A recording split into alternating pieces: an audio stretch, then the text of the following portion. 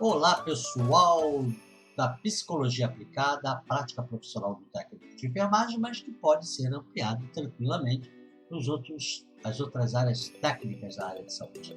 Na nossa videoaula 4, nós começamos uma série de psicologia da aprendizagem. Nós fizemos uma introdução e depois discutimos em seguida o nexo causal, ou nexo causal, como vocês queiram. Isso na nossa quarta videoaula. Na quinta, a gente deu continuidade e aí fomos para o que é aprendizagem. E não paramos aí.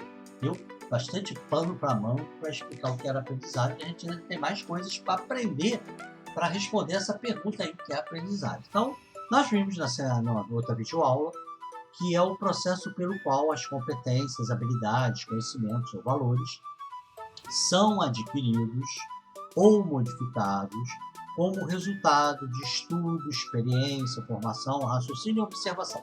Nós detalhamos muito isso na outra aula. Então vamos agora, a partir daqui, dar continuidade. Então vamos lá. Quando ela está consolidada, ou seja, a aprendizagem, todas as vezes que um dado estímulo acontece, a resposta aprendida é explicitada. Então, se você realmente estudou aquilo, não dá branco, pessoal. Seja através de um teste, de uma prova ou de uma situação do dia a dia, uma situação profissional que você precisa daquilo que você aprendeu, se você realmente aprendeu, você não tem nenhuma doença mental nem neurológica, aquilo irá aparecer. Se você não tem nenhuma doença metabólica que prejudique a fisiologia do seu mental, do seu sistema nervoso, ele vai aparecer. Se não aparece, e você tem uma saúde mental e psíquica, psíquica e neurológica eficiente, e ela não aparece, é sinal que a aprendizagem não se fez, ou ela se fez, mas se perdeu porque ela não foi consolidada. Se ela foi consolidada, ela fica e ela volta todas as vezes que você precisar dela. Não confundir com memorização. Que agora pode achar, então é porque eu não memorizei. Não confundir com memorização. A memorização, ela faz parte do mecanismo de aprendizagem, mas ela não é sinônimo dos mesmos. E durante muito tempo, as pessoas achavam que a memorização era assim que o indivíduo aprendeu. Então o cara, por exemplo, ia num programa de calouro de uma criança, e aí falava todas as capitais de todos os países das 3 Américas. Se ele só sabe isso, se ele não sabe trabalhar isso, se ele não utiliza isso para resolver situações, a não ser repetir igual um papagaio, é um papagaio. E durante muito tempo se entendia que a memória boa era o indivíduo que aprendia bem. Isso era memória, e não é. Aí depois veio o outro lado da moeda. Não temos que memorizar nada, temos que entender. Mas é claro que durante o processo de aprendizagem, várias coisas terão que ser memorizadas dentro do contexto. Até consolidar a aprendizagem, ela vai ficar guardadinha lá na memória. Se você conseguisse apagar a memória, você teria que aprender a mesma coisa todas as vezes, porque você nunca iria consolidar. Então, ela faz parte do processo, mas ela não é o processo em si. Então vamos entender isso melhor. Se uma criança realmente aprende que 1 somado a 1 são 2, se você mostrar 2 patos e perguntar quantos são, ou pegar 2 lápis e perguntar quantos lápis são ali, apontar para 2 rios numa foto, ou mesmo se está numa paisagem, tem 2 rios, perguntar 2 rios, perguntar quantos rios são. Se tem 2 mulheres na frente da criança ou numa foto e perguntar quantas mulheres são. Se você fizer essa questão para ela, qualquer uma dessas questões, se realmente ela aprendeu e consolidou que 1 mais 1 são 2, ela facilmente responderá para todas as indicações. São 2 patos, são 2 lápis, são 2 rios, são 2 mulheres. Agora, se ela apenas memorizou 1 para 2, 1 mais 1 são 2. E aí todas as vezes que perguntar 1 mais 1 quantos são? 2. 1 mais 1 quantos são? 2. 1 mais 1 quantos são? Agora eu tenho um dedo mais um dedo. Quantos dedos agora eu tenho? Ela vai fazer qualquer coisa menos dizer que são 2. Porque se ela realmente aprendeu que 1 mais 1 são 2 e não apenas memorizou, quando você evoca uma situação com os dedos, com o lápis, com o pato, com as mulheres, com o rio, se ela realmente aprendeu, ela vai responder, senão ela não responde. Se ela apenas memorizou que 1 mais 1 são 2, ela vai responder para você todas as vezes que 1 mais 1 são 2.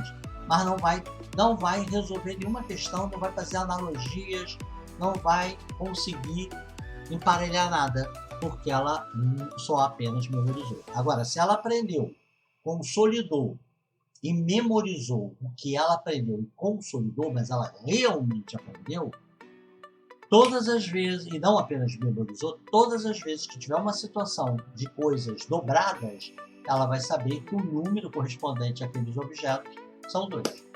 Beleza? Aí ela realmente aprendeu.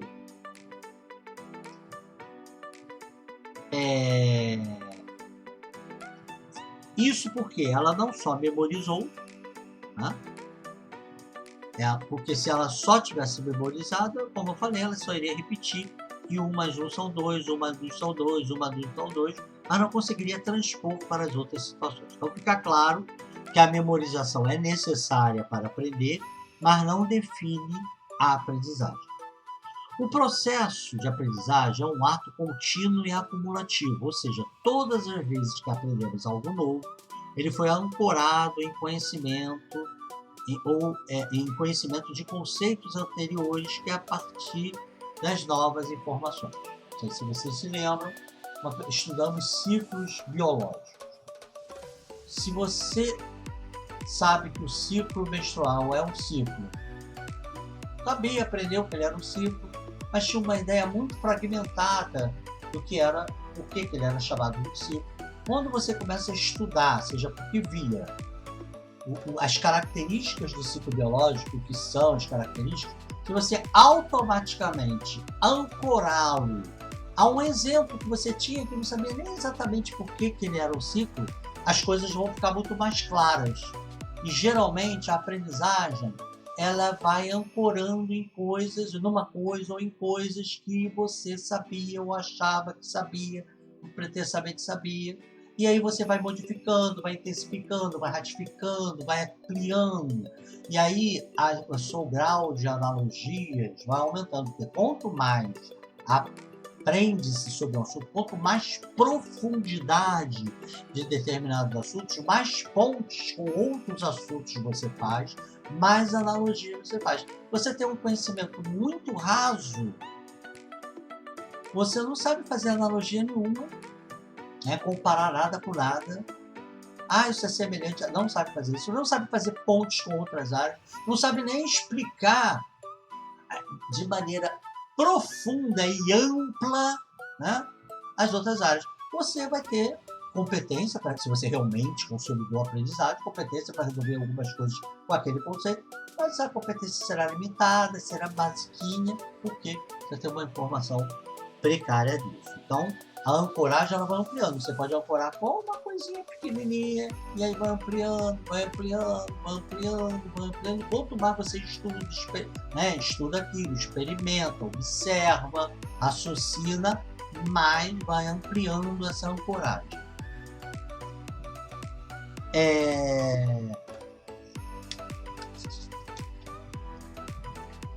Portanto, o processo é um ato contínuo, acumulativo, ou seja, toda vez que aprendemos algo novo, ele foi ancorado em conhecimento dos conceitos anteriores e que a partir de novas informações, experiências ou análises, você consegue correlacionar a novas aquisições com o seu conhecimento prévio, corrigindo, como eu falei, ora não era bem assim, esse ponto estava correto, mas esse não, está totalmente errado. Ou ratificando, era aquilo mesmo, e agora você tem uma visão mais ampliada daquilo, mais consolidada, mais convicto. Ou aprofundando, você vendo outros aspectos do conhecimento que você não via. Aí tem hora que tu fala assim, como é que eu não conseguia perceber isso? Não conseguia perceber porque você não experimentou, não analisou, aquilo, deixou aquilo lá no canto, e agora você consegue. Aí vai corrigir, ratificar ou aprofundar seu conhecimento anterior, ou seja, quanto mais você aprende sobre algo, mais inter-relações você faz com novos e antigos conhecimentos. Quanto mais se estuda algo, mais ancoragem você faz com ideias antes dispersas e isoladas, E aí você começa a ter de uma visão míope, que você vê o longe, meio embaçado, meio deformado. À medida que você vai estudando, é como se você colocasse novas lentes, aquele algo estava ali, você vê cada vez mais nítido até ver muito bem, uma visão muito boa.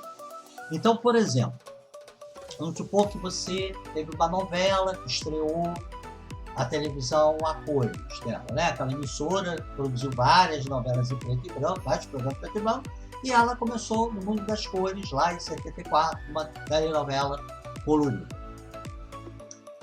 E você viu agora em 2024 essa novela no streaming. Viu a novela? Beleza. Se você começar, é uma novela que era contemporânea do ano que ela foi formada, 74. Agora estamos em 24. Né? Tem aí o quê? 50 anos. Então, se você começa a ler, se interessou por aquela época, começou a ler sobre aquela época, sobre questões daquela época, aquilo que é falado ali vai te dar mais sentido, como se você fizesse uma viagem ao tempo, que você estudou, ancorou em cima do que você já sabia, e aí voltou. Então, você vai aproveitar muito mais. Aí você descobriu, numa dessas buscas, que aquela novela foi a primeira novela colorida daquela emissora, e que as pessoas não tinham experiências em filmagem em preto e branco, e que todo mundo que gastava, estavam gastando ainda dinheiro em televisão preto e branco. Tinha muitas casas que não tinham, era caro. E elas gastaram muito mais para trocar por uma colorida, quem tinha condição. Aquela pessoa que era o televizinho, que assistia a televisão do outro, que passou a ter uma televisão preto e branco, agora voltou a ser televizinho colorido. Então seria muito chato um programa a cores, num contexto desse, que as cores fossem esmaecidas, né? Rosa bebê, uma coisa pastel, tons pastéis. Não, as pessoas queriam ver cores. E a emissora não queria passar por uma propaganda enganosa. Então, e também, por outro lado, não tinha uma grande experiência de iluminação, né, para cores. Né? Então, o que eles faziam para não errar? Os figurinos tinham cores berrantes, intensas. Né? Os alimentos que iam à mesa, tudo era chamativo, com cores vivas. Os cenários, tudo era cores muito vivas, muito marcadas. Porque aí, se a iluminação reduzisse a tonalidade, se o negócio não ficasse bem, o povo não comprou uma televisão a cores para ver colorido, ele viria colorido. Quando você tem essa informação, quando começou a ver essa novela, você não tinha, você começa a perceber isso.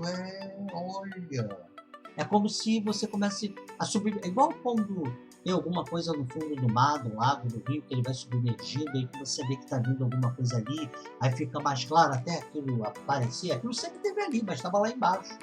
Então você vai começar a enxergar coisas do como você não enxergava. E aí depois você até compara com produções dramatúrgicas da própria emissora atuais, aí você vai ver que realmente era uma comparação, ou seja, você está fazendo uma análise e está consolidando uma informação.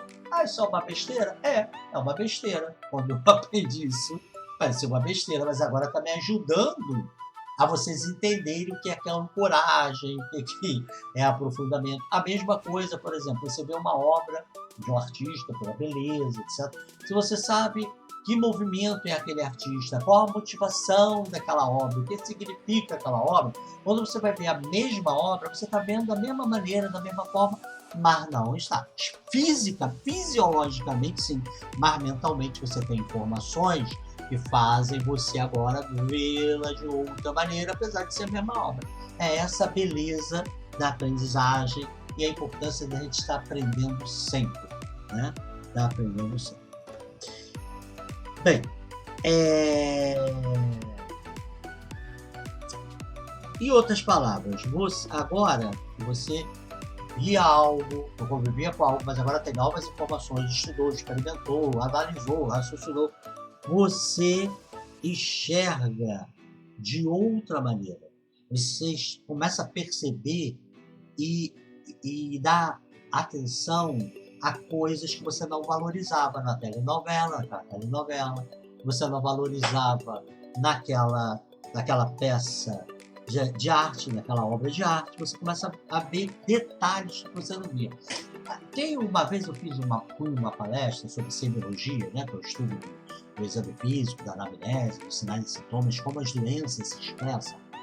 E o professor dizia que ele dava aula de semiologia da seguinte maneira: no primeiro dia de aula, ele colocava uma pintura, um diapositivo na sala de aula, uma aula presencial, colocava um diapositivo em que tinha uma pintura renascentista. E que ali tinha anão acondroplásico, tinha mulher com insurtismo, uma outra pessoa, outro personagem com uma cara de lua cheia, do puxa, uma série, parecendo que tinha sinais de ranceníase, e pediu para a pessoa descrever aquilo como queria. E aí os alunos foram descrevendo o que ela sentia, uns descreveram o que estava vendo, beleza. Passaram-se 2 semestres, no final do semestre, na última aula, quando ele ia se despedir, agora vamos ter uma outra tarefa. Ele recolheu as folhas e mostrou. Agora vocês vão mostrar a mesma pintura. Como eles tinham um monte de coisas que eles aprenderam, eles passaram a olhar a mesma pintura, o mesmo diapositivo da pintura, com outros olhos.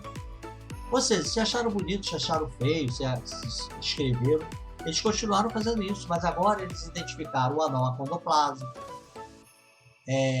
o indivíduo com insurtismo, a mulher com insurtismo, melhor dizendo, o indivíduo com Cushing, o outro, a moa parcela, né, que consolidou o conhecimento sobre Hansen, conseguiu ver pequenos detalhes, que nem todo mundo consolidou, que poderia pensar que aquele indivíduo ali tivesse hanseníase, né, que era antigamente chamado de lepra. Então, o objeto era o mesmo, as pessoas eram o mesmo, a sala era a mesma, o professor era o mesmo, tudo era o mesmo, a técnica era a mesma. Só que agora eles têm outros olhares, valorizam coisas que eles não viam, porque o aprendizagem ampliou, né, o conhecimento deles. Eles agora têm outros atributos, conseguiram ver coisas que eles não enxergavam, ou que enxergavam, mas não valorizavam. Bem, veja o quanto isso é revolucionário e libertador. É o conhecimento, e quanto mais se conhece, percebemos que os limites entre as diversas áreas do saber são apenas teóricas, pois na prática as relações entre todos os tipos de saberes são possíveis, mas só acessíveis quanto mais você exercita o processo de aprendizagem sobre diversos temas. Então, você está estudando algo político, que você estudou, que você pode pegar da filosofia, que você pode pegar até da fisiologia humana, processos fisiológicos humanos que são semelhantes a processos sociais. Então, aquela divisão, ciências humanas, ciências agrárias, ciências exatas, ciências da saúde, isso é para sistematizar o ensino. Mas, na realidade, quanto mais amplo for o conhecimento do indivíduo, quanto mais as áreas de interesse, quanto mais o indivíduo experimenta coisas distintas, mais ele fortalece o específico, porque ele vai fazer ligações com essas áreas, vai chegar um momento que vai mostrar que não tem, né, pontes entre os conhecimentos. Pontes existem, não existe muros. Os muros foram imaginários e à medida que a gente vai aprofundando várias áreas de conhecimento, a gente vai fazendo interligações e isso fortalece ainda mais a nossa aprendizagem. E aí dificilmente você será passado para trás, a não ser que você deseje isso, porque o outro tem uma capacidade de envolvimento tão grande, de uma sedução tão grande, porque você sempre, tendo conhecimento, você está liberto de uma série de coisas aí que te mobilizam, né? E que fazem você ficar refém de uma causa, ou de umas pessoas, ou de uma situação. Então, realmente é revolucionário. E se você não quer uma sociedade de pensadores, uma sociedade que produz uma grande quantidade de pessoas resolutivas e que, em conjunto, chegue a conclusões que é para o bem da coletividade e não para o bem de um grupo pequeno, aí você não vai favorecer nada para que ninguém aprenda nada em grande profusão, velocidade e quantidade, porque aprender em grande quantidade, profusão e velocidade é fazer com que o indivíduo não tenha uma consolidação e um grau de conhecimento, de aprendizagem, de resolução e de análise de raciocínio amplo. E isso pode acontecer quando você tem um interesse assim, eu quero o bem de todos, mas eu quero o melhor dos meus, os meus é uma quantidade muito pequena, então quantos esses e de repente esbarra no outro é útil. Então, daí algumas situações que parecem ser feitas de propósito, não estou afirmando que são, mas que parecem ser, para dificultar o aprendizagem de um grupo. Isso vocês podem levar para qualquer campo, grupo de um país, o grupo de uma família, o grupo de umas pessoas, o grupo de um aluno, para onde for que você quiser que isso pode eventualmente acontecer. Todas as vezes que alguém esbarra na dificuldade e produz dificuldade para você aprender, e a dificuldade em aprender pode ser justamente o que você acha que é o facilitador. É você não comprar nada, é você não disponibilizar nada, é você não facilitar nada, né? Você sendo o professor, estou colocando aqui no ambiente formal, mas fica implícito, não sei se o indivíduo tem essa consciência ou não, de que ele quer que aquele grupo passe ali com um grau mínimo de aprendizado. Às vezes eu falo aqui, olha, nós estamos trabalhando conhecimentos mínimos que são indispensáveis para que você consiga exercer sua profissão e que precise desse conhecimento para transformar em alguma coisa em competência. Veja bem que a palavra competência nem aparecia antes, a gente não tinha trabalhado, agora aparece, né? Muito bem, aí é uma coisa, aí é delimitar o conhecimento para um tempo, um espaço, um objetivo. Agora, quando você limita o limitado, dentro disso você não faz o mínimo que o indivíduo tem que saber para executar bem aquilo, você reduz para que ele não se aproprie, você não está querendo, de maneira consciente ou inconsciente, que aquele indivíduo, que aquele grupo, ela adquira o aprendizado. Por que isso é tão libertador, é tão bom trabalhar com pessoas competentes? Por que você está limitando? Aí é algo que a gente tem que interrogar. Mas isso é um assunto para uma outra ocasião. Bem, continuando.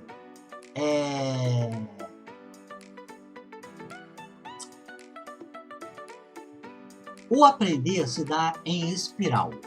Acho que já deu para perceber várias vezes aqui, só faltou a palavra espiral, que vai aprofundando. É como se você estivesse numa espiral, né? Você começa lá na ponta e você vai aprofundando. Então, o aprender se dá em espiral, onde começamos pelo genérico e vamos aprofundando até chegar ao mais específico e complexo. Por isso, por exemplo, na disciplina de psicologia, começamos por definir a mesma, o que é psicologia. E depois vamos aprofundando e ampliando a cada aula, cada videoaula, o nosso conhecimento sobre a matéria. Fazemos interligações com outras, com coisas que aprendemos, íamos e voltamos, né? E até quando chega a última videoaula.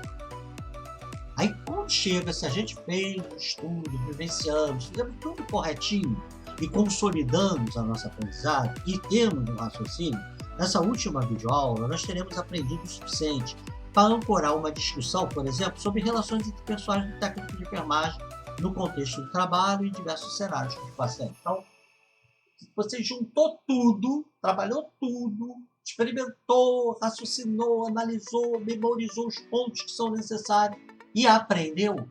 Na última semana, no último videoaula, você vai saber o que é importante ressaltar na sua relação com os pacientes, no paciente de diversos tipos de pacientes, né, de patologias, pacientes de faixas etárias ou gêneros, situações econômicas, né? Não é que você vai tratar alguém com deferência por uma situação econômica, mas conseguir saber como que você chega, que tipo de linguagem, se é uma pessoa mais pobre, com um nível intelectual mais baixo, ou de repente tem dinheiro, mas o nível intelectual, né, tem até intersecções, nem todo pobre é necessariamente com o nível intelectual mais baixo, nem todo rico mais alto. Então essas diversas intersecções, não só do paciente, como os cuidadores desses pacientes, responsáveis, sejam filhos, sejam pais, ou amigos, os outros pares de vocês, os com, na hierarquia do trabalho que tem funções, não é que sejam melhores que vocês, mas tem funções hierárquicas superiores, que você está sob o comando deles, ou aqueles que você precisa de ajuda, ou está sob o seu comando. Então você vai entender a clareza das relações, dos jogos de poderes, o que você faz ou não faz, como é que você atua de determinadas maneiras, consegue transformar isso em competência. Ou seja, você começou lá do que é psicologia e foi aprofundando, fazendo interligações, experimentando, e aí, se foi suficiente, independente das notas que tiraram, se precisou de recuperação, recuperou, se foi mais rápido ou mais lento, se você conseguiu no final ter essa clareza dessas relações interpessoais, está perfeito, a disciplina cumpriu o objetivo dela primordial. E aí você realmente aprendeu psicologia, não para ser um psicólogo, pode ser até para estimular você a fazer psicologia, mas aprendeu psicologia para te utilizar, te tornar competente para a resolução de diversas, ou não criar problemas, às vezes a resolução é não criar problemas nas relações interpessoais do trabalho, e de uma certa maneira, indiretamente, até te compreender algumas coisas de você com a sua família, você consigo mesmo, apesar que o objetivo é o seu trabalho. Do técnico de enfermagem, prioritariamente, mas de todos os outros técnicos. Bem, existe um processo de motivação para aprender? Acho que já ficou claro que é a aprendizagem. Existe um processo de motivação para aprender? Como é que a gente pode motivar? Existem várias teorias da aprendizagem. Quais são as principais? O que seriam as teorias da aprendizagem? E o raciocínio, que vem aqui toda hora e que foi o que a gente menos falou. De repente, alguns devem achar que menos falou, porque o raciocínio e a aprendizagem é a mesma coisa, ou não tem importância. Vamos ratificar ou retificar ou ampliar essa ideia? E aonde fica localizadas as estruturas que são diversas, mas que são tão importantes para o aprendizado lá no nosso sistema nervoso? Isso tudo nós veremos no nosso próximo encontro, pelo menos parte disso. Até lá!